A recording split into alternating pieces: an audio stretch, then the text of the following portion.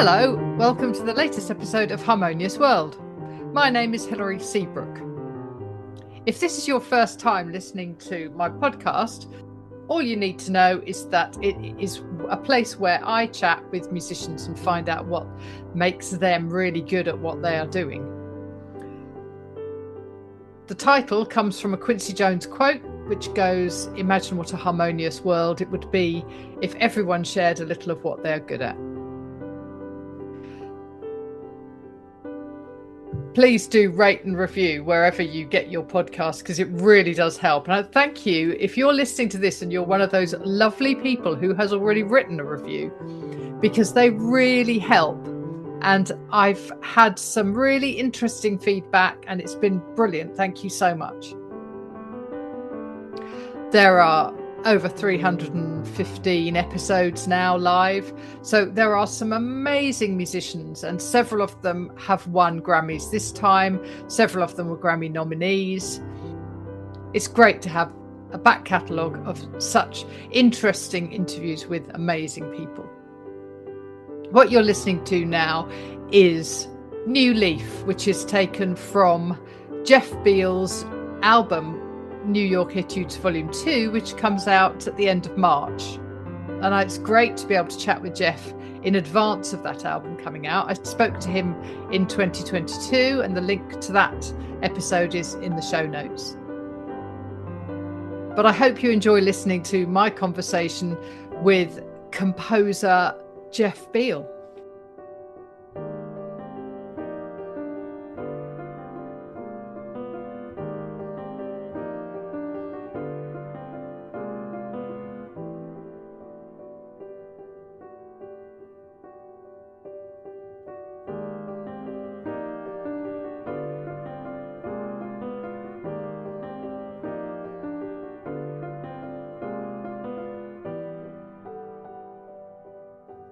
Hello, Hilary. How are you? Jeff, I'm good, thank you. How are you? Good. I remember very well. We spoke about the first record. I remember, right? Yeah. We did. It's Yeah. good to see you again. Yeah. How have you been? Yeah, very well, thank you. Very Good. good. Good. So, yeah, it's really nice to. And also, I'm talking to you in advance of this album coming out. Often, I talk to people Yes. after it's come out, and this is exciting. That's really nice. And we got 5 singles, so I think there's two out, so they can kind of pre-save. And that's really nice. Great idea and Yeah, yeah. Well, wonderful. and in the introduction to this, I've been playing New Leaf, which is just lovely. Oh, thank you so much. Thank you. Yeah, and then at the I'm glad end, you like it. Go yeah, ahead. New Leaf is lovely, but Nocturne at the end is going to be great. Oh, perfect. Yeah. Wonderful. Okay. So it's a real pleasure to speak to you again, sort of 3 years after we last spoke. And obviously, when we spoke before, it was we were all just coming out of lockdown, and, a lot has happened since. This is true. Yeah. Time is amazing for an artist. I believe all artists autobiographical. Um, I'm really excited. The reception for the first album of Etudes was so powerful and also for me personally so meaningful because I really had so much fun. I kind of thought pretty soon on, it's like I want to do this again. Uh, but the interesting thing about that happened for me, a lot of stuff great happened, but the strange thing that happened is in the interim between the first and the second record, actually my two parents, Rosemary and Gordon, passed away. And we all go through this. Dad went first and then mom, but I think that as artists the power, I believe in the power of catharsis, Yeah. and I don't think this is a sad record, but I do know very very deeply that the especially because mom passed at the end, and this music was especially personal to her. um I really felt like doing this album really for me was a big part of that year of sort of going through that grief. And I'm really glad that it's not, I don't think it's a sad record per se, but it contains the journey, that different type of journey that was powerful and very meaningful. Yeah, I had a conversation, funnily enough, about that this morning when I was talking about, what I do in quite a lot of the work I do is I'm telling people's stories, or I'm helping them to tell their story. And Yeah. I believe, as you were just saying, that art often cannot avoid being autobiographical, because you are the Yeah. person that you are at that time because of the things that have happened to you. And I think, particularly if we look at the music that's come out in the last sort of 2 or 3 years, a lot of it has come out of that, the solitary nature of our existence during lockdown often, and the Mm, the lack of communication and the lack of connections, and how when that came back, it sort of inspired quite a lot of people. And so, and I think, I lost my father quite recently as well, and mm. that has an effect on you, because it's going to happen. Yeah. Doesn't matter how old they are. No. That's the crazy thing. I mean, I was so lucky. Yeah, no, I mean, my dad was nearly 90. He was just a Yeah. few weeks away from his 90th birthday. He had a Mm. great life. When I wrote his obituary, I had to write a sort of fairly brief one, and I wrote a long one, and I could have written twice as much, because he'd done Yeah. so much. And Yeah. that's a life well lived, isn't it? It's so true, and it's kind of auspicious the timing because actually just this weekend I'm here in Los Angeles where I just gave the premiere of my new sacred choral work, the Beatitudes, with the Los Angeles Master Chorale, and I was a trumpet soloist and a pianist in the piece, and it was a very profoundly moving evening of music. They also did Henry Goretzky's Miserere as the second half of the program. But I thought a lot about how my sense of my priorities in music making are post-pandemic. We're all living in a post-pandemic world, and one of the things I mentioned at the pre-concert talk was I never want to lose the sense of profound gratitude for the ability to go into a room with a bunch of other human beings Yeah. and make music, and not only as a performer but as audience members, to have that there's something magical that happens when we're together in community. And I think this theme is powerful because obviously, aside from the pandemic, the digital age is sort of kind of pushes us all into these little bubbles of solitude in a very kind of a lonely thing. You're with smartphone is not a person. It's an Mm. incredible vehicle, incredible piece Yeah. of technology, but it's not. Our brains we're carbon-based life form. We're meant to be, with human beings. Um, I'm sorry. I'm so sorry about your father. I've thought about this a lot because, nobody's parents are perfect. It's funny, including mine. And I had the great honor just a few weeks ago of Leonard Slatkin giving the second performance of a symphony I composed for him. And the middle movement is sort of an homage to his parents, Felix and Eleanor, who were uh, amazing classical musicians. His mom was a principal cellist, I think, at Warner Brothers, and her father was the concertmaster at Fox Studios. But I know they weren't. I know from Leonard that they weren't. It wasn't all just. It was complicated. Yeah. And his father died young. But the thing I realized in saying goodbye to mom and dad was no matter who your parents were, good or bad, and we're all human beings, there's definitely going to be a mixture of those things. You are who you are because of them. Yeah, And that indeed. and the grief, it doesn't matter. The grief is so real and right there because these are primal, profound connections. I have to tell you one story about Mom because this was so much a part of the very last song of this album, which will be the last single, and it's called Last Breath. And my mom, God bless her, Rosemary, I think might have talked about her. I dedicated an etude to her in the first record. She was a pianist. Um, she loved this. She loved the record. It helped her. It helped calm her. The funny part was, of course, mom didn't do streaming. She was, in their late 80s. But I burned her a CD of the music, and she would listen to that at night. So as we got to the end, my sister, we were sort of in the hospice. She was in assisted living, but it was sort of the hospice phase of the end. And my sister, I would have never done this, but my sister brought this little CD player we had into her room the day before she died and sort of started it on a loop for her. And I thought, oh, that's neat, you know. So it just so happened that I was the one to be with mom on the final day. We didn't know what was going to be the final day, but I was there with her, doing the morphine. And I Yeah. got to her room, and I was, you know, this is going to be a heavy day, of course. Uh, and she really couldn't talk anymore. But the first thing I thought was the music was still playing, right? And I thought, oh my God, this she's been listening to this for hours on end. Maybe she just wants me to turn it off. And so I said, Mom, I said, I know you love this music, but is it okay that it's still playing? And with all of the strength she could muster, oh, she gave me this grunt that was obviously a yes, and so that was well, that was heavy. Yeah. That was really, really heavy. Um, because it's really thanks to her. She was the piano was in the house because of her to have that circle close.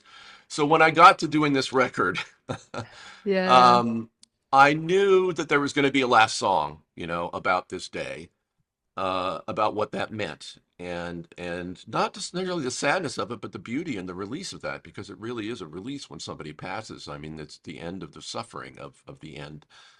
And I actually composed that song on the very last day of recording. I had been thinking about it for months, but there it was, and it's just very simple hymn tune that owns the record, and it's about, um, you know, I'll tell you another story since we're on this subject. Yeah. But on the way, because I wasn't with my father, and I don't know if you were with your dad. Were you with your father when he passed, or No, no. okay? Um, and I wasn't with mine either. And I was, so I was on, I live in New York, so I was on my way to California. I was going to be able to be there. And I had a lot of course, I had a lot of anxiety, and a good composer friend of mine, Carter Burwell, who I just met in New York a few days earlier. We were exchanging emails about something else, and I said, "Oh, I'm on the way," and this to see mom, and he said, "Oh yeah, I've been through that. You know, it can be quite." He said something, "You can be quite beautiful," and I thought, "Beautiful? What is, you know, like wow, that wasn't what I was expecting to hear." But and it's not beautiful. I mean, it's ugly, and you know all the things you can imagine the end of life can be. But there is a sort of a profound poetry to this, which helped me. It helped me prepare for seeing the totality of it, I guess, in a certain way. And so Yeah. being there in her presence was I'm so glad I was there, because it was a deep moment of connection with her. And really, again, this is universal. Yeah. Well, it is universal, and even when it's a tragic loss, you know, when someone is very young, there is something about the circle of life, and you know that old saying about it's not the years in your life, it's the life in your years, and Mm, you know the memories yeah. are just amazing. So my abiding memory is I do like a nice cup of tea. I am very Mm, much a tea drinker from first thing in the morning to last thing at night. I like having a cup of tea. And my dad woke up the morning he was in hospital. He woke up in the morning and the nurse was coming around, sort of waking people up and, you know, seeing yeah. how they all were. And he said, "Oh, you know, can I get a cup of tea?" And she said, "Yes, I'll do it. I'm just going round to sort of, you know, sort everything out." And by the time she got back Yeah. with his cup of tea, he'd gone. And Wow. but I love the idea that his last thought was, Yes. "Oh, I'm going to I have a mean, cup of like, tea." Yeah, isn't that's so beautiful? yeah, Because that is the human spirit. You know, it's yeah, amazing. yeah, Like, yeah. that is just so beautiful. Yeah. Yeah. And his heart just went, yeah, all right, we're not waiting for that. So, you know. Wow. But Wow. yeah, but and of course I'm very lucky because I've had a sneak preview of the whole album. And these New York Etudes are just gorgeous, Jeff. They Oh, thank really you are. so much. I think volume 2 is, I mean, it's a progression, isn't it, from volume 1, but Yep. I and I think because it's new, you know, I've this is the first time I've heard it, so there's also Yep. something very fresh about it. Of But course. yeah, and I think the choice of singles has been very good so far as well because Thank they give you. a flavor Hmm. of the album. So Yeah. you know, Go yeah. ahead. So tell me about how long it took you to compose some of these pieces? I mean, how do you go about it? Do you sit at the piano and, I mean, what's your process? And do you write it by hand? What do you do? Yeah, these, they're, well, somebody, well, we were talking about this. I was talking about it with somebody yesterday, and she mentioned me a Mark Twain quote, which I loved. He said, I would have written a shorter letter, but it would have taken more time. Yeah. Yeah. And so when you're doing something that is by definition simple, it can be one of the most arduous journeys. Sometimes it comes easily. Sometimes you iterate and you iterate. But this is so different than my day job or my normal job composing, whether it's concert music or symphonic music. I'm at a computer and I have all these tools, and it's just very fluid and it's easy to layer. Like the piano, it's just you and one instrument. I'm not Yuzha Wang, as you know. I'm pretty good, but Yeah. I have my limitations. So there's that too. But the process, I love that because it's sort of like more like you're a painter, and maybe you put it on the canvas, and then you come back to it the next day, and you kind of look at it and you go, "Hmm." Sometimes it's great. Sometimes you almost start over again, or maybe sometimes there's a little beginning of an idea that you put aside and you come back to, and you're finally ready to finish it. Um, but a good example of something that really came out of sitting at the piano is the next single will come out named River, and it's just sort of about this flowing pattern of six notes that goes between the left hand and the right hand. They just sort of undulate.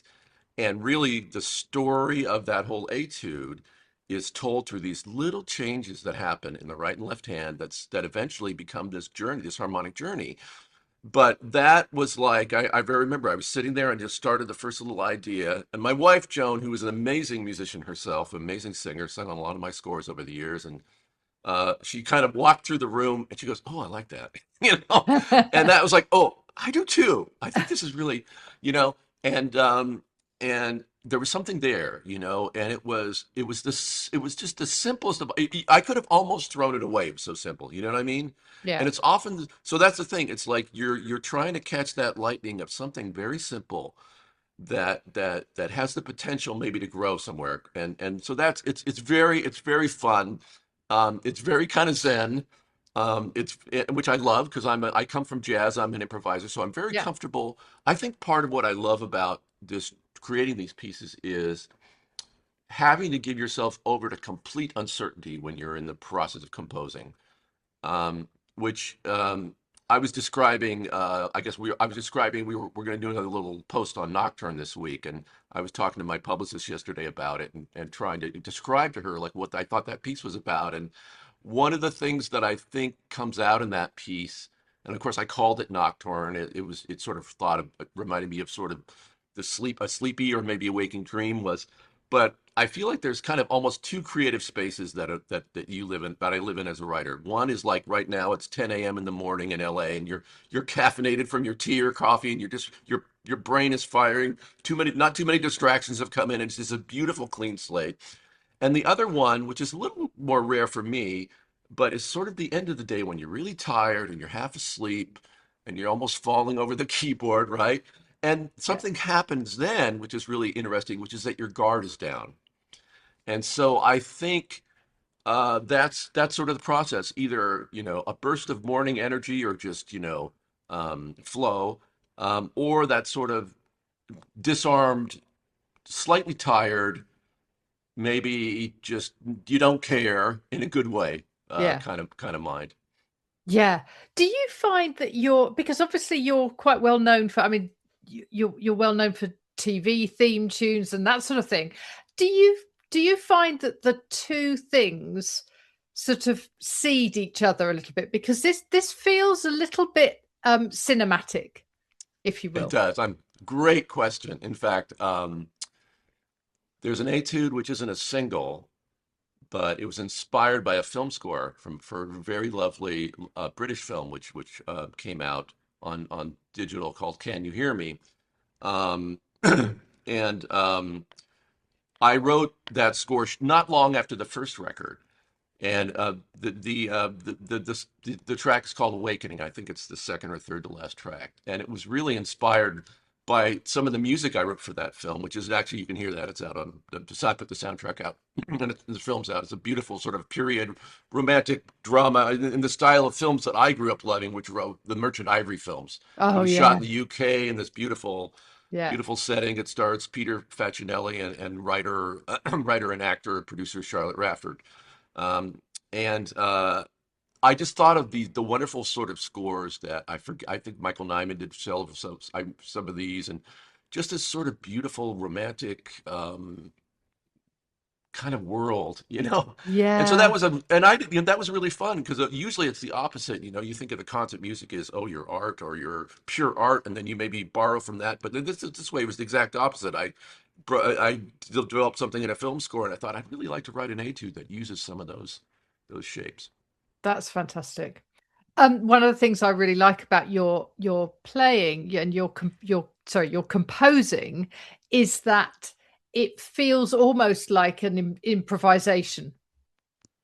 You know, it's Yeah. almost like I mean, I know I realize that No, the composition process is more complicated than that, but nevertheless, it does feel very fresh.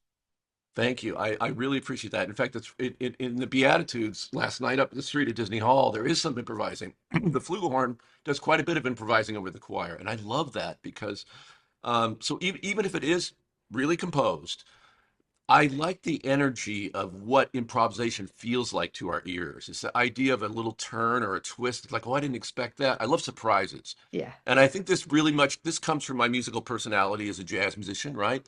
But I also think it comes from, 30 plus years of writing film scores. And really, when you do cinema and you're a storyteller, story t story, whether it's drama or comedy, really depends on the art. It's the art of the unexpected, and yeah, it's the art of surprise, and a surprise that isn't maybe just completely out of left field, but a surprise that feels maybe it was inevitable, maybe it was sort of led up to, but once it happens, it's satisfying. So I think a lot of what I search for in pieces is this idea of the satisfying surprise. That's something. So I very much appreciate that and acknowledge that you heard that. yeah. Do you know the British pianist Bill Lawrence? No, I Okay, don't. you need to check Yeah, him out. I will. Thank you Yeah. for that. Yeah. So he is one of the founder members of Snarky Puppy. Oh, I And love that band. Well, I've heard his oh, playing. My son's a huge fan of them. Okay, right, there you good. I go. didn't realize he was British. Okay, yeah. Yeah. So but he's gone through a real process of returning to the solo piano. Mm. And I heard him at Cadogan Hall in Oh, Chelsea, and yeah, he did a just a solo, but he yeah. had two pianos. He had an upright and a grand on the Oh, stage, and wow. he was kind of going between the two, and it was Oh, how very, fun. oh, it was amazing. Oh, It was wow. really good. And Oh, wow. he's a pianist that I think you would really enjoy because he's got that jazz sort of stroke classical, Yes. composition slash improvise, thing going on where you don't really know which is which, and it doesn't matter, It, you know. yeah. Oh, how fun. And one with his skill level, I'm sure Oh, yeah, yeah, that's kind of like some of my go-tos in that zone. Or of course, Keith Jarrett, who was a master of the piano right, improvisation, which sounded like they could be God, just next level, yeah, improvisation and yeah, compositional brilliance in the real time. And of yeah. course, Brad Meldau, who I love Oh, as a jazz yeah, pianist. And he's got some new etudes recordings out, but earlier on he had one record called Places, I think, and I think it is a jazz trio record, but they sound just they're like neoclassical. So I really think this aspect of jazz is so significant. I was just talking to a friend about that yesterday, and I one of the things I do is we started a film music program at the school I went to, Eastman School of Music, the Beal Institute. I'm very proud of this program. We've helped fund and it's growing, and we have students from all over the world. And sometimes when they come from parts that aren't the U.S. and they haven't been as exposed as much to jazz in their music making, there's often something I notice in their film music which feels lacking to me.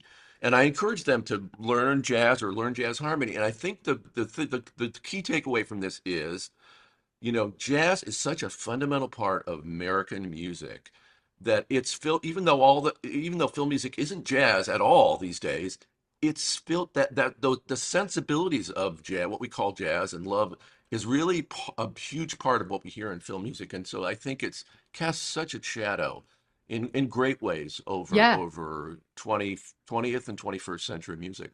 Yeah, and actually, if you look at some of the really good pop musicians, the really successful pop musicians, they quite often work with people who have a jazz background because, that you're getting that.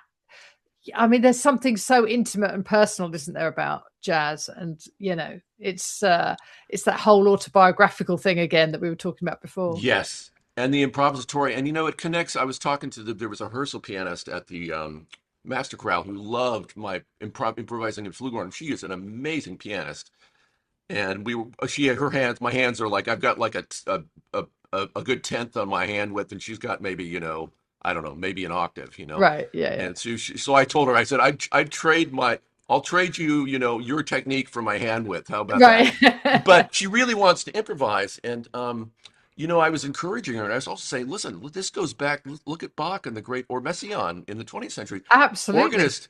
But the idea of improvisation has been with music, and of course, in other world musics, whether it's African music or Middle Eastern music, the improvisation is a huge part of the music making. So, Yeah. yeah, I think you're right. I think, again, it's this idea of facility and real time creativity. It's just like there's nothing that hones your skills, I think, compositionally as good as being able to improvise. Yeah. It's, yeah. Definitely. Oh, listen, Jeff, it's such a pleasure to talk to you. So when volume 3 comes out, I want you back on here. I've got a surprise for you. Oh, There God. is there is a volume 3 coming. Brilliant. And I'll give you a little taste of what it's going to be. We haven't announced it yet, so I'm giving you a little breaking news. But I've already recorded this. Uh, but it's going to be 5 from the first record and 5 from the second record with string orchestra. Oh, wow. Isn't that Oh, exciting? that's going to be I fantastic. know. And I don't want to tell you who were the partners were. Well, I'll save that. But it Oh, came together quickly because of the opportunity to make it. And wow. I mean, if I ever told you when we spoke a few years ago about the first one that I was making a trilogy, I just went, wow, who knew? Who knew? And I absolutely. also want to thank my label Platoon and Apple Classical because they have been the most amazing partners in the first record and the second record, and I the success of this album is really in partnership with them. I'm very grateful for their support. Well, that's brilliant. That is fantastic. And I love